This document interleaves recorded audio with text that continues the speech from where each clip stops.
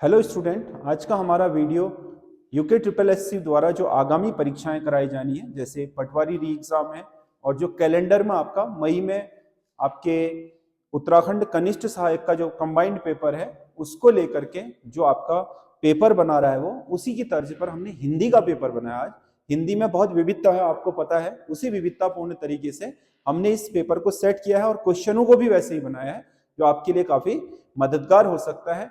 क्योंकि हिंदी देखो, अगर आप 20 में से 15 प्लस कर लेते हैं तो आपकी मतलब एक तरीके से एक चौथाई जीत हो जाती है, क्योंकि जो मेरिट जा रहा है उसके हिसाब से 15 प्लस हिंदी करना थोड़े टफ पड़ रहा है। जो 15 प्लस हिंदी कर रहे हैं उनका स्कोर काफी ठीक हो जा रहा है।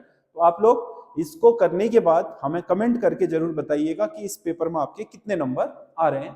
तो इसमें पहला क्वेश्चन है, निम्नलिखित में से रसखान का मूल नाम क्या था। रसखान जो आपके काव्य, जो आपकी धारा काव्य के जो आपके साहित्यकार दे रखे हैं उसमें है सिलेबस में।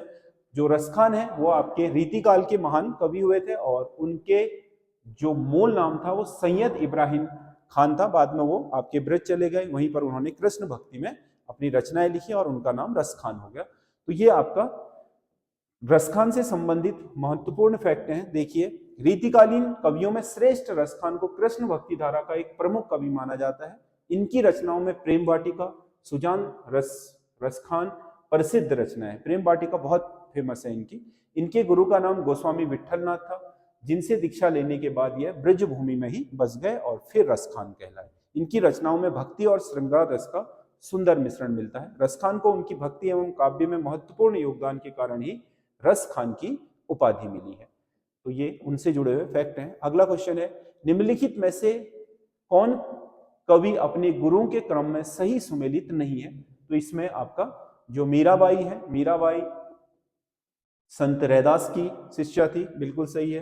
तुलसीदास नरहरिदास के शिष्य थे और कबीरदास रामानंद के शिष्य थे।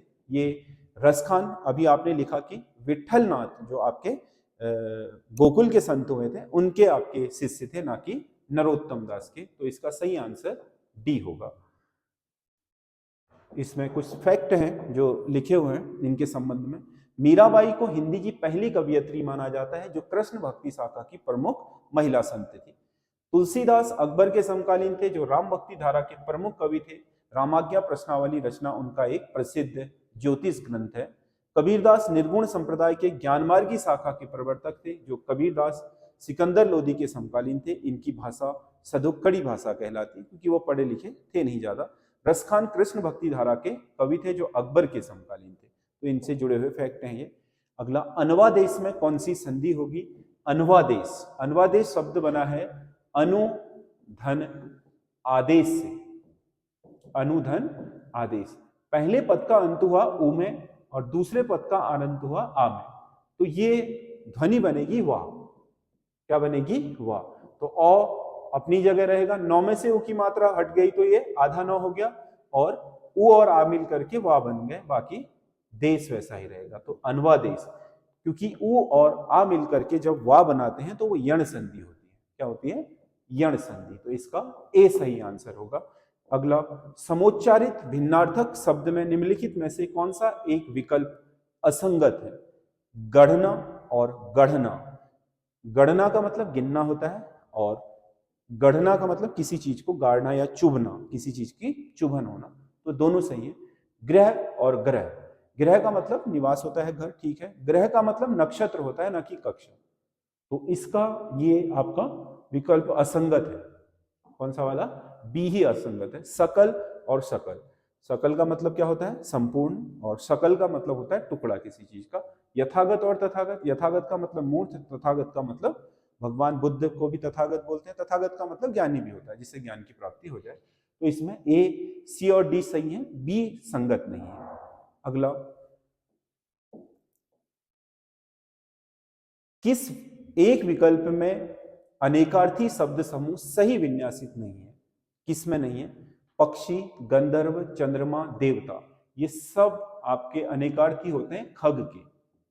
तो ये सही है। रंग, अक्षर, भेद, रूप, ये सब आपके अनेकार्थी होते हैं वर्ण के। तो ये भी सारे सही हैं। योग, मेल, गांठ, समानता, ये जोड़ के अनेक आरती हैं, तो ये भी सही है। ये 3 के 3 सही है, इनमें से कोई भी गलत नहीं है। अगर हम कूट में चले तो इसमें 1, 2 और 3 सभी सही आएगा। 1, 2 और 3 सभी सही होने चाहिए, तो इसका सी सही आंसर होगा। अगला क्वेश्चन है, सूची 1 में दी गई रचनाओं को सूची 2 में गए रचनाकारों के साथ सुमेलित कर कूट से सही विकल्प का चयन करें। तो इसमें रचनाएं दे रखी हैं। भारतीय संस्कृति के स्वर, ये महादेवी वर्मा की रचना है। रामचंद्रिका केशवदास की रचना है। वैराग्य संदीपनी तुलसीदास की रचना है। और ग्राम्य कृति सुमित्रा नंदन पंत की है। तो ए का 2, बी का 3, सी का 1 और डी का 4। 2, 3, 1, 4, 2, 3, 1, 4 इसका सही आंसर होगा ए। अगर हम देखें तो इससे जुड़े कुछ महत्वपूर्ण फैक्ट भी देख लेते हैं। जो आपका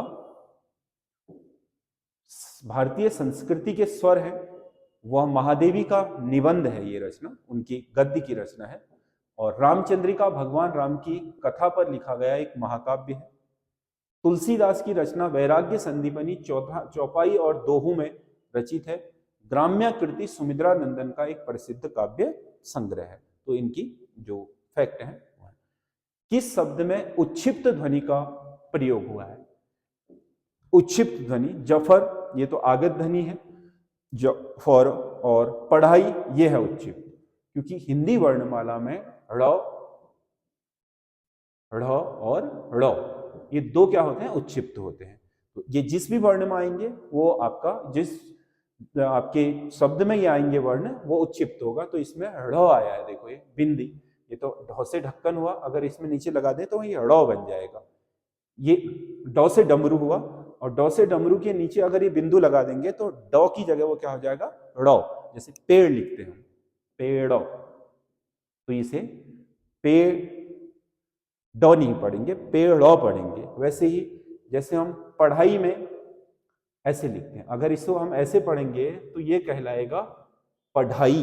अगर इसमें ये लगा देंगे तो ये हो जाएगा पढ़ाई। तो ये आपका जो ड से डमरू है उसके नीचे अगर उच्छिप्त लगा दें तो ये हो जाता है ड़, पेड़ वाला। और ढ से ढक्कन के नीचे, ढ के नीचे बिंदु लगा दे तो ये हो जाता है ढ। तो ये आपके उच्छिप्त कहलाते हैं, इसमें आए हैं।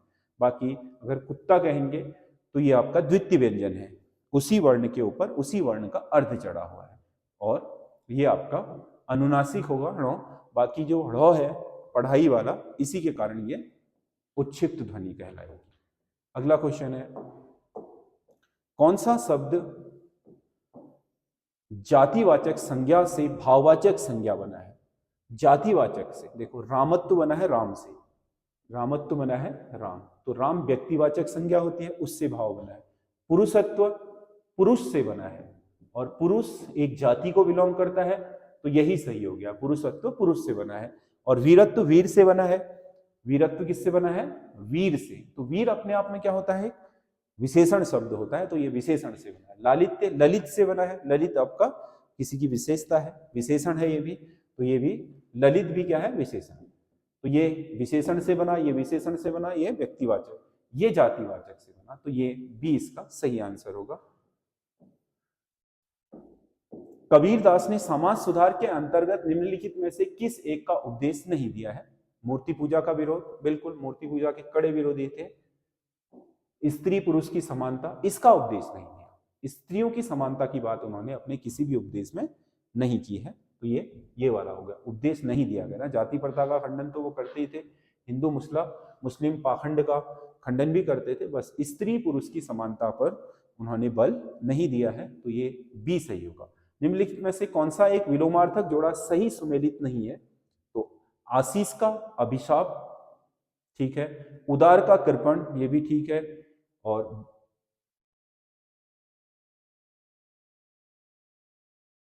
और भीष्म का सौम्य ये भी ठीक है। चिरंतर का निरंतर नहीं होता, चिरंतर का नश्वर होना चाहिए, तो ये इसका सही है, ये सुमेलित नहीं है। इसका क्या होना चाहिए? निरंतर की जगह क्या होना चाहिए? नश्वर होना चाहिए, ना कि निरंतर।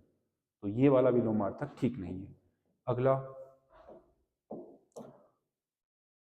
माला फेरत जुग भया फिरा न मन का फेर, कर का मन का डारते मन का फेर, उपरोक्त प्रयुक्त दोहे में कौन सा अलंकार होगा?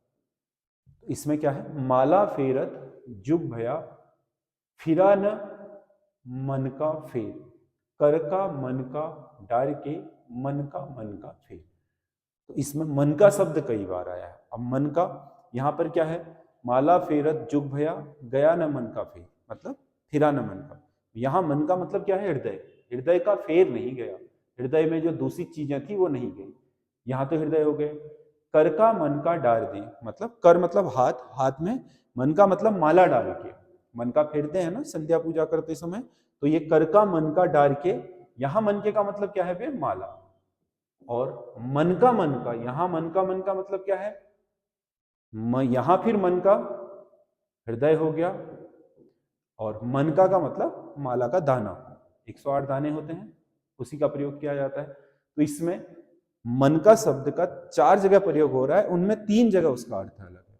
और अलंकार की परिभाषा में आपने देखा होगा कि जहां पर एक ही शब्द की आवृत्ति एक से अधिक बार हो और हर बार उसका अर्थ अलग हो, तो वहां पर क्या होता है, यमक अलंकार। कौन सा अलंकार होता है, यमक अलंकार। अगर आप हमारे रेगुलर क्लास स्टूडेंट हैं तो हम आपको हिंदी में ये चीज करवाते हैं, जिसमें आपको अलंकार पहचानने की विधि बता दी जाती है। उसके बाद आपको ये उदाहरण रटने की जरूरत नहीं पड़ती, आप अलंकार देखकर ही पहचान जाते हो कि ये क्या होगा। या संधि आपको रटने की जरूरत नहीं पड़ती, संधि का टुकड़ा करके खुद ही बता दोगे कि इसमें कौन सी चीज लागू होगी, क्योंकि हिंदी में हम बहुत आपके छोटे लेवल से लेकर के उसके विस्तृत तक सारी चीजें बहुत क्लियर के साथ करवाते हैं अपनी क्लासेज में। निम्नलिखित में से कौन सा एक विकल्प अनौपचारिक पत्र के अंतर्गत नहीं आता? अनौपचारिक पत्र के अंतर्गत नहीं आता। तो प्रार्थना पत्र औपचारिक पत्र होगा भाई, उसमें एक नियम से ही लिखा जाएगा। संपादीय पत्र औपचारिक पत्र होगा, नियम से ही लिखा जाएगा। व्यावसायिक पत्र औपचारिक पत्र होता है, नियम से लिखा जाता है। शोक संबंधी पत्र इंसान अपने हिसाब से लिख लेता है, तो ये आपका क्या होगा, अनौपचारिक पत्र होगा। सलाह संबंधी पत्र अपने हिसाब से लिखता है तो अनौपचारिक होगा। तो अनौपचारिक नहीं है कह रहा है, तो 1, 2 और 3 अनौपचारिक नहीं है, बाकी लास्ट के 2 वाले अनौपचारिक है, पहले वाले औपचारिक। ये 3 पहले के क्या हैं, औपचारिक, ये वाले अनौपचारिक है दोनों। अगला क्वेश्चन है, हाँ, अगर आप यूके ट्रिपल एससी के पैटर्न पर, आधुनिक जो पैटर्न है उस पर अगर आप प्रैक्टिस करना चाहते हो और उसी तरीके के क्वेश्चन चाहते हो, तो आप हमारी टेस्ट सीरीज आपके ज्वाइन कर सकते हो। एसएस स्टडी ऐप आप अपने प्ले स्टोर से डाउनलोड करें, और अगर किसी को इस ऐप को डाउनलोड करने में या कोई क्वेरी चाहिए तो हमारे ये 2 नंबर हैं, इन नंबरों पर आप कॉल भी कर सकते हैं। और आपको इसमें पूरे 20 प्रश्न पत्रों की, जो 100 नंबर के यूके ट्रिपल एससी के पैटर्न पर हैं, 40 हिंदी, 40 रीजनिंग जीएसई के, 40 उत्तराखंड के और 20 हिंदी के क्वेश्चन फुल पैटर्न पर, और फुल जो आपका सिलेबस है उसे कवर करते बनाए गए हैं। मात्र 250 रुपए में आप ये हमारे यूके ट्रिपल एससी के उससे खरीद सकते हैं। बहुत ही आपका क्वालिटी मटेरियल है, इसे करने के बाद आपको खुद ही अंदाजा आ जाएगा कि पेपर में किस तरीके की चीजें आ रही हैं। और पेपर अटेम्प्ट करने के बाद भी हमें कई लोगों के आपके फोन आए हैं कि आपका जो मटेरियल है, आपने जो इसमें चीजें उपलब्ध कराई हैं, उसके बाद हमें काफी सहायता मिली है, और फोन करके बकायदा मेरे नंबर पर, और बहुत सहायता मिली। और आपके स्टडी मटेरियल्स में आपका जो गुणवत्ता है वो अन्यत्र कहीं नहीं है। ये फोन आया था बहुत सारे लोगों का। तो ये जो आपका स्टडी मटेरियल है, आप इसको उपयोग कर सकते हैं, टेस्ट सीरीज के रूप में भी ज्वाइन कर सकते हो। उसमें पीडीएफ भी पड़ी है, और उसे आप बार बार देख भी सकते हो, क्वेश्चनों के प्रकार समझने के लिए, सिलेबस समझने के लिए, अपने आप को अटेम्प्ट करने के लिए, किसी भी तौर पर उसे वहां पर आप आजमा सकते हैं। हमारे ऐप पर आप जाइए, एसएस स्टडी ऐप, ये लोगो है एसएस स्टडी ऐप का, और इसमें जाकर के आप मात्र 250 रुपए वाली ये स्नातक स्तरीय टेस्ट सीरीज खरीद लीजिए, और वहां से आपको काफी मदद मिल जाएगी। बाजूबंद प्रेम प्रणय गीत होते हैं, निम्नलिखित कथनों पर विचार कीजिए। बाजूबंद प्रेम प्रणय गीत होते हैं, बिल्कुल सही है, प्रेम प्रणय गीत है उत्तराखंड की लोक संस्कृति में। खुदेड़ गीत विवाह के अवसर पर दुल्हन की विदाई के समय गाए जाते हैं, वो विदाई गीत होते हैं, खुदेड़ नहीं। खुदेड़ तो आपको पता है, जो आपके मायके आने वाली स्त्रियों द्वारा अपने मायके की पुरानी यादों में गाए जाते हैं, उनको खुदेड़ बोलते हैं। मांगल गीतों का गायन जागरों के समय किया जाता है? नहीं, उत्तराखंड में किसी भी शुभ लग्न में पहले मांगल गीत गाए जाते हैं, जिन्हें कुमाऊं की तरफ को फाग या सकुनाखर कहा जाता है, और जो आपका गढ़वाल है उनकी तरफ को मांगल गीत कहा जाता है। ये गीत आपके केवल लग्न, शुभ लग्न, जैसे विवाह है, नामकरण है, जनेऊ है, इनके शुरू होने में ये गीत गाए जाते हैं। जागरों के अवसर पर तो जागर ही गाए जाते हैं। तो इसमें से उपरोक्त में से असत्य कथन का चयन करें, तो बाजूबंद प्रेम प्रणय गीत होते हैं, ये सही है। 2 और 3 गलत है। तो असत्य कौन से हैं? 2 और 3। तो इसका डी सही आंसर होगा। अगला क्वेश्चन है, निम्नलिखित विकल्पों में से असत्य विकल्प का चयन करें। कुमाऊं में संस्कार गीतों को जागर कहा जाता है। जागर नहीं कहते हैं, सकुनाखर बोलते हैं, ये गलत है। भोटिया लोगों द्वारा संस्कार गीतों को सोगुन कहा जाता है, सही है। गढ़वाल में संस्कार गीतों को मांगल और सगुन गीत कहा जाता है, ये भी सही है। राज्य में पौराणिक लोक गाथाओं को जागर कहकर संबोधित किया जाता है, ये भी ठीक है। तो ये इसका सही आंसर हो गया ए। असत्य विकल्प क्या हो गया? ए। अगला है, कौन सा एक मुहावरा सही सुमेलित नहीं है? खिसें जा। खिसें मतलब, खिसें बोलते हैं हमारे यहाँ शर्मिंदा होने को। खिसा लग गया यानी कि क्या हो गया? शर्मिंदगी हो गई है, ठीक है। तो इसका मतलब शर्मिंदा हो जाना है। चटनी बनूं। चटनी बनूं मुहावरे का अर्थ है किसी को बहुत हद तक मार देना, मार मार के चटनी बना दी कहते हैं इसे। तो इसका मतलब होता है बहुत आपके ज्यादा किसी की पिटाई करना होगा, ना कि खाद्य सामग्री। चपत लगून मतलब, चपत का मतलब किसी को ठग देना, किसी को हानि पहुंचाना। घट्ट में पानी। घट का मतलब घराट बोलते हैं जिसे, क्योंकि पहाड़ों में क्या होता है, छोटी नदियों पर होते हैं घराट। तो होता क्या है कि गर्मियों में घराट का पानी सूख जाता है, तो घराट चलने बंद हो जाते हैं। जिस पानी की धार में वो घराट की आपके जो नीचे टरबाइन चलाई जाती है वो चल नहीं पाती है कम वेग के कारण। जब बरसात होता है तो बरसात के बाद पानी बढ़ जाता है, तो उस पानी को काट करके घराट की तरफ मोड़ दिया जाता है, तो वो आपके घराट को चला देता है। तो इसका मतलब है घट में पानी होने का मतलब एक खुशी का माहौल होना, क्योंकि फिर बंद हो जाएगा घट जब पानी कम हो जाएगा। तो अच्छे दिन आना। तो इसमें से बी सही नहीं होगा और बाकी 3 सही है। कुमाऊनी कहावत श्यापक ब्याह में बिरल बामन का सही अर्थ क्या होगा? श्यापक ब्याह में बिरल बामन मतलब सांप की शादी में बिल्ली क्या है? पुरोहित है। तो इसका मतलब ये तो बेमेल हो गया ना, कि सांप को तो बिल्ली देखते ही मार देती है, तो हो ही नहीं सकता ऐसा, दोनों शत्रु हैं। तो इसीलिए क्या होगा? असंभव या तर्क रहित बात। इसका सही आंसर होगा ए, असंभव या तर्क रहित बात। निम्नलिखित में से कौन सी गढ़वाली कहावत सही सुमेलित है? उन्नी बुड़ मरुण उन्नी डाणुपण। ढाण पड़ मतलब बूढ़े के मरते ही। ढाण का मतलब होता है, जैसे हमारे यहाँ पहाड़ी में अगर किसी पानी को रोकते हैं, बांध बनाते हैं छोटा सा, तो उसे ढाण कहा जाता है। मतलब एक तरीके की बाधा, पानी के रास्ते में बाधा। तो इसका सही मतलब हुआ कार्य आरंभ करते ही बाधा पड़ जाना, यानी कि किसी कार्य को शुरू करते ही उसमें, जैसे बोलते हैं ना कि सर मुड़ाते ही ओले पड़ना, वैसा ही है इसका अर्थ। एक का गांठा उजाड़ गुड़। एक का गोठा का उजड़िया गुड़। एक का गोठा मतलब एक गोठ में रहने वाले जानवर एक जैसी प्रवृत्ति के होते हैं। गोठ का मतलब जानवरों का रहने का स्थान। एक का मतलब एकल। उजाड़क मतलब एक जैसे शरारती प्रकृति के। गुरु का मतलब गाय। तो इसका मतलब हो गया एक समान प्रवृत्ति वाले। फूल फल मुआरी गुमड़ाली। मुआर मतलब फूल हलते मतलब अगर कहीं पर फूल लगा होगा, तो मुआर का मतलब क्या होता है? भंवरा। गुमड़ाली का मतलब वहां पर भंवरे अपने आप ही क्या करेंगे? गुनगुनाने लगेंगे या वहां पर मंडराने लगेंगे। तो इसका मतलब हुआ जहां गुड़ होगा वहां मक्खी आएगी। तो इसका सही आंसर है। तो इसमें तीनों सही है। 1, 2 और 3 क्या होंगे? तीनों सही होंगे इसमें। 1, 2, 3 तीनों सही होंगे। ये इसका सही आंसर होगा। 1, 2, 3 तीनों सही होंगे। राजभाषा विभाग किस मंत्रालय के अधीन कार्य करता है? राजभाषा विभाग केंद्र का केंद्रीय गृह मंत्रालय के अधीन कार्य करता है। राजभाषा विभाग नोट देख लो। ये राजभाषा विभाग की स्थापना 1975 में की गई थी, जिसका मुख्य उद्देश्य देश में हिंदी का उपयोग और राजभाषा अधिनियम 1963 के क्रियान्वयन के लिए देखरेख करना है। इसका मतलब हिंदी के उपयोग को अधिकतर बढ़ाना, उसका विकास करना। और 1963 का जो राजभाषा अधिनियम है उसमें जो नियम बनाए हैं उन्हें क्रियान्वित करके हिंदी को अधिक सफल राजभाषा के रूप में स्थापित करना है। और केंद्रीय गृह मंत्रालय इसका नोडल है, मतलब उसी के अधीन काम करता है। अगोचर शब्द का आशय क्या है? अगोचर शब्द का आशय ब्रह्मा भी होता है, सही है, और इंद्रियातीत मतलब जो इंद्रियों से परे हो वो भी है, और वह जो देखा या जाना ना जा सके वो भी है, और उपरोक्त सभी। तीन के तीन होंगे। अगोचर शब्द के तीन अर्थ निकलेंगे।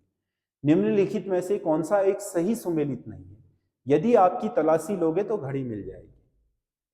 यदि इसकी तलाशी लोगे तो घड़ी मिल जाएगी। यदि इसकी तलाशी लोगे तो घड़ी मिल जाएगी, दो शब्द हैं। यदि इसकी तलाशी लोगे घड़ी मिल जाएगी, ठीक है। दो उपवाक्य जुड़े हैं यदि और तो से। पहले यदि की कंडीशन लगा दी तो ये उपवाक्य यहां पूरा नहीं होगा, और इसके लिए इसको बोलना ही पड़ेगा। जब एक उपवाक्य दूसरे उपवाक्य पर आश्रित हो तो वहां पर मिश्र वाक्य होता है, ना कि सरल। क्या होता है? मिश्र वाक्य। तो इसको मिश्र होना चाहिए था, ये सुमेलित नहीं है। अब तुम बिल्कुल स्वस्थ हो गए हो, निश्चयवाचक। ये अर्थ के आधार पर अब तुम बिल्कुल स्वस्थ हो गए हो, तो निश्चयवाचक वाक्य है। और वह खाना खाकर सो गया, वह खाना खाकर सो गया, वह खाना खाना क्या है? एक उद्देश्य एक ही विधेय है, तो कौन सा वाक्य होगा? सरल वाक्य। और पैसा साध्य नहीं किंतु साधन है। पैसा साध्य नहीं है, पैसा साधन है। दो अलग अलग वाक्य किंतु आपके अव्यय के द्वारा जुड़े हुए हैं, तो ये संयुक्त वाक्य होगा। तो इसमें से ए सही आंसर है। अगर आप वाक्य की दृष्टि से देखें तो दो तरह के वाक्य होते हैं। देखो, रचना के आधार पर वाक्य तीन तरह के हैं, दो प्रकार से बांटते हैं। सरल वाक्य जिसमें एक ही उद्देश्य और एक ही विधेय हो, मिश्र वाक्य जिसमें एक से अधिक उद्देश्य और विधेय हो, दो उपवाक्य या दो से अधिक उपवाक्य एक दूसरे पर आश्रित हो, मतलब एक उपवाक्य दूसरे के बिना पूरा ना हो तो दो या उससे ज्यादा, लेकिन अपने आप में पूर्ण ना हो। यदि तोड़ दो तो उनका अस्तित्व खत्म हो जाए, उसे बोलते हैं मिश्र वाक्य। और संयुक्त वाक्य का मतलब दो या दो से अधिक उपवाक्य हो, लेकिन वो आपस में ऐसे जुड़े हों कि अगर हम उन्हें अलग भी कर दें तो वो अपना एक स्वतंत्र वाक्य का स्वरूप रखते हों और खत्म ना होते, ऐसे को सरल संयुक्त बोलते हैं। और बाकी अर्थ के आधार पर, यानी कि किसी चीज को कहने के प्रयोजन। मैं नहीं जाऊंगा तो ये नेगेटिव हो गया, क्या तुम जाओगे ये प्रश्नवाचक हो गया, है ना। काश तुम जाते, ये क्या हो गया? आपका इच्छावाचक, है ना। और आपने कहा तुम जाओगे तो मैं आ जाऊंगा, ये संकेतवाचक हो गया, है ना। और वैसे ही क्या, आज सोमवार है, ये क्या हो गया? विधिवाचक हो गया, है ना। और उसी के अलावा आपका आज्ञावाचक, तुम जाओ, है ना। तो ये जो प्रयोजन है उसके आधार पर वाक्यों का अर्थ के आधार पर विभाजन होता है। तो ये आपके हिंदी है। और हिंदी का ये जो प्रश्न पत्र है आपको कैसा लगा, आप हमें कमेंट करके जरूर बताइएगा। और हमारे चैनल एसएस स्टडी के साथ लगातार बने रहिए। धन्यवाद।